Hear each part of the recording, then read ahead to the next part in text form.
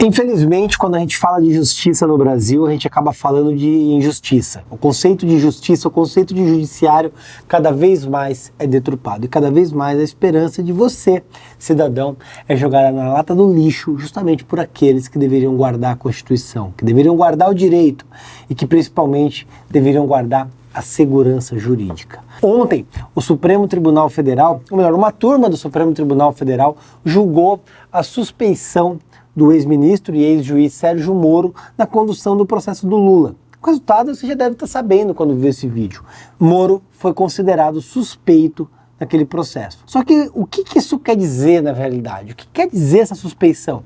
E principalmente qual é o impacto disso na sociedade, nas contas públicas e no mundo jurídico? É isso que eu vou falar nesse vídeo. Mas antes, se inscreve no canal, ative o sininho para receber as notificações. O que quer dizer a suspeição do juiz Sérgio Moro? Na realidade, o STF, depois de ter tido recursos da primeira instância para a segunda, da segunda para o STJ, do STJ para o STF, todos dando conta de que Sérgio Moro era capaz, era adequado para julgar os processos do Lula, que estava tudo dentro da lisura, dentro da lei, entendeu que não. Entendeu que depois de 5 anos à frente da Lava Jato, depois de bilhões recuperados, eu vou falar isso para vocês, simplesmente tudo aquilo era ilegal, era irregular e, portanto, anulado pela suspeição. Quando a gente fala de suspeição, naturalmente, tudo que foi feito pelo juiz suspeito, o juiz suspeito é aquele juiz que não é capaz. Os atos dele são considerados ilegais aos olhos da lei. Então todos os atos praticados por ele não valem no mundo jurídico. Então tudo que a Lava Jato produziu ao longo desse tempo simplesmente deixa de valer. E aqui eu faço um parênteses, eventualmente você está vendo esse vídeo, vai ver um jurista ou outro, uma pessoa ou outra falando, não, mas a modulação da sentença vale exclusivamente para o Lula, o que já seria um absurdo, vamos concordar. Mas a gente está falando de Brasil, a gente está falando de STF. E quando a gente fala necessariamente do STF, a gente está falando de insegurança jurídica. Afinal de contas, a corte muda o entendimento da noite para o dia, como muda de cueca.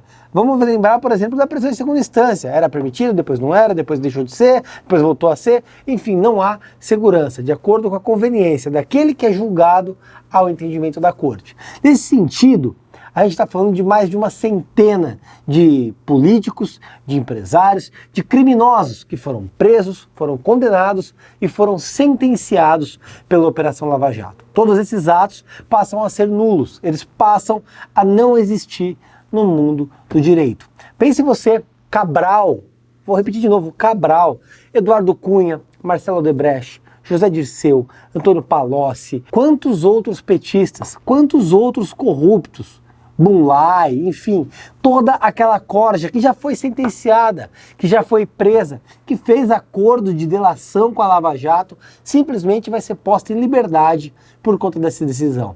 Basta que eles apresentem ali um recurso, tomando por base jurisprudência, o precedente do Lula, para que valha nos processos dele. O próprio Eduardo Cunha já fez o pedido, já está tramitando isso, inclusive. Mas não para por aí não.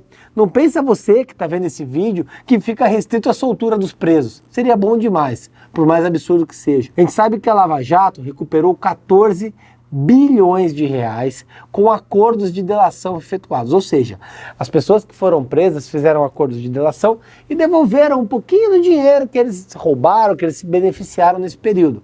Só que tudo isso é nulo, então não vale no mundo jurídico. Se é nulo e não vale no mundo jurídico, o que acontece? É isso mesmo que você está pensando. O dinheiro volta para esse sujeito.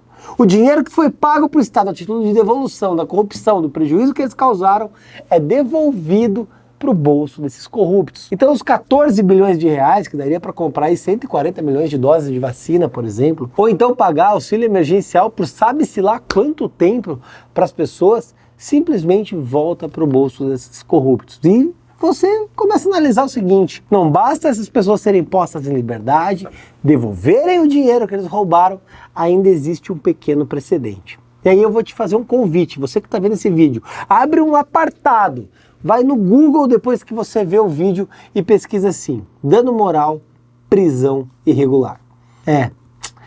Esses presos, o senhor Luiz Inácio Lula da Silva ainda pode processar o Estado e pedir para ser indenizado. E você que está vendo esse vídeo, você que sustenta essa pirâmide, você que sustenta o país pagando imposto, vai ser obrigado a indenizar o Lula, a indenizar o Zé Dirceu, o Palocci, sabe-se lá quem, que processar pela irregularidade da prisão por conta da declaração de suspeição do ministro Sérgio Moro.